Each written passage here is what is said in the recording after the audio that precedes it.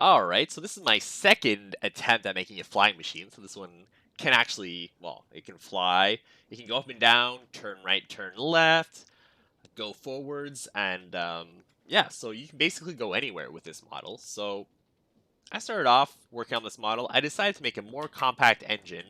Actually made a more compact and more powerful engine than in my first ship. So this one has 512 stress units and it can run at 64 RPM. So it's faster and it's a generally more efficient design than my first ship. It's a lot more compact. You can see, I mean, the engines, there's not really any room to walk around. I really optimized a lot more for space. I'm not using fires, I'm using magma blocks. It's the same idea, you know, encased fans, going to chain drives. Nothing's really changed in the, I guess, the concept. I just made it a bit more compact. So it's the same thing. I have the primary pusher and the secondary puller. So what's cool about this ship is it can also go up and down, which my first ship could not. So this is a true flying machine. It can go anywhere you want it to go. Um, I designed these vertical engines. So this took a bit of trial and error to get right. I'll go into how they work a bit later.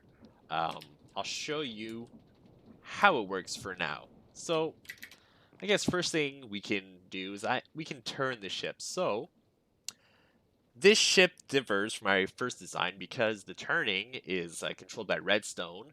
So I can just turn the ship using these buttons here. So I can go ahead and turn right.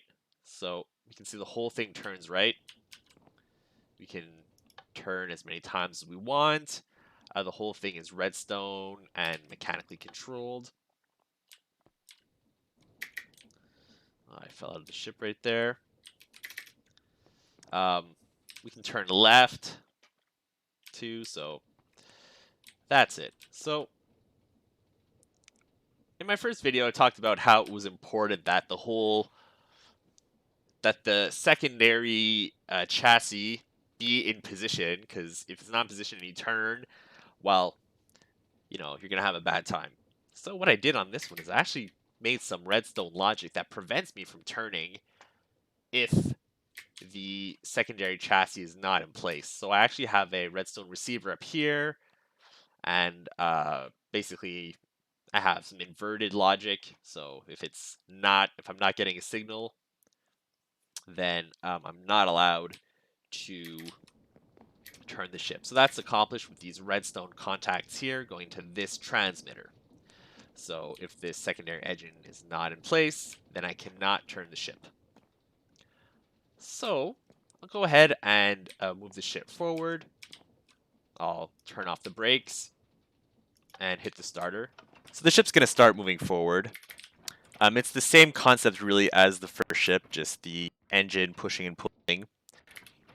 So you can see this in action right here. So the ship is, I mean, it's just a prototype. It's a proof of concept. I might keep working on it. I might start another ship. I have some ideas that I want to test, so I'll see about that and see what I do. So I'm just going to go ahead and hit the brakes here. And the ship stopped. Now we can look at moving the ship up and down. So I'm on Y level 25 now. So we're gonna go up. So I have some wireless redstone signals. So I have, well, I can send pulses to each of the pistons in a sequence. So I'll go ahead and click on up, and you'll notice my Y level is 26. We've gone up. I'll hit it again, and we can go up and down as much as we want. We have the same thing here. The down controls. We're on Y level 27. I'll hit that. That'll bring us down to 26. I'll hit it again. We're at 25. 24. I don't know why I'm glitching to the floor. That's weird. Anyway. Yeah, so we can go look at the vertical engines. So, first things is that you'll notice that they're not actually on the same level. So this one on the left here, that's the down engine. This is the up engine. The reason why they're not on the same level is because they're not on the same chassis. So you'll notice here on this engine, the pusher, or the puller rather, is on the main chassis. So in order to be able to rotate, the pulling portion has to be on the main chassis. The pusher portion needs to be free floating. There's not actually a secondary chassis for space reasons. I'm just using just the blocks. They're just free floating, but they have to be pushed too, right? So you got to make sure that they can be pushed. Yeah, so turning is really weird in this mod. So if I had allowed these free-floating portions to be within the weight of this radial chassis, they cannot move up and down. It does weird things. It's even though the radial chassis are made for turning, it still blocks movement of the secondary portion moving through it. So you can't move through it. So I had to get a little bit creative, and I had to change my design according to the constraints of the axial, the radial chassis. So these up-down engines, there's two portions. They're pretty similar. I use 3 encased fans for power. There's a speed controller, gear shift, sequence gear shift. These ones move 1 meter, so you can move up and down 1 block at a time. There's no automatic mode, so you just got to press the button each time. That saves space, and also, I guess you're not going to always be moving up and down. You're going to be moving forwards probably most of the time. So I didn't think it was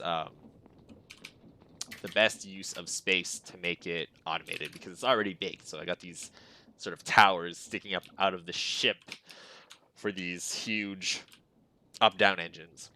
So they're a little bit awkward. I don't know. I could probably optimize this a bit more.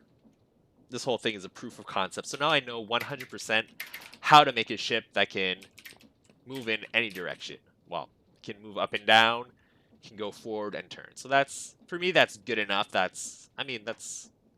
You can go wherever you want with it. I like this. I like having a big main engine, and I like turning. Turning is a little challenging, so I'm glad I got it to work properly. So you'll notice this is a little bit off-center. Like, what is this thing here? Well, this is how I turn. So this upper portion here with the so there's some encased fans powering this. This never actually rotates, so it keeps the same orientation no matter how the ship is. So I have a hand crank here, which I'll go ahead and turn, and you'll see that the whole ship will turn around this, I guess, turning structure here. So you see how this part didn't turn. Now it looks a bit more straight, so that's good. If I turn it again, you'll see the whole ship rotates around this.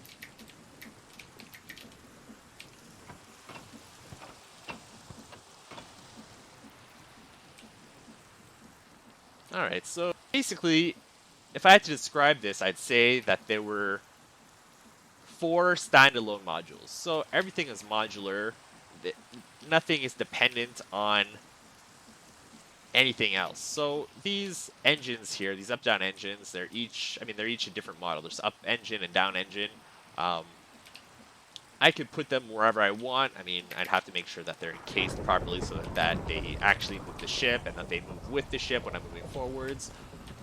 But I actually designed these outside of the ship, and then I copy-pasted them into the ship. So I used schematic files to do that, which I can make a video about that as well. So we have 1, 2 up-down engines. We have this turning engine here. It's pretty simple. Doesn't need to turn fast. I just have 2 encased fans powering it, 2 sequence gear shifts with their respective receivers. So this one turns 90 degrees one direction, and this one turns 90 degrees in the other direction.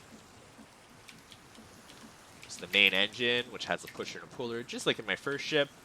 So I go kind of in depth into the working in that video, so I'll just say that this is a simpler design, but it's the same idea.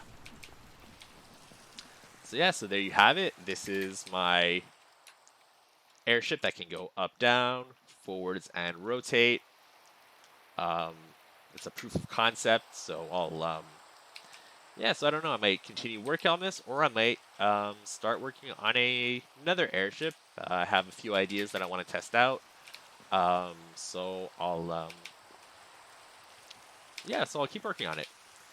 So that's it. Hope you enjoyed this video, and thank you for watching.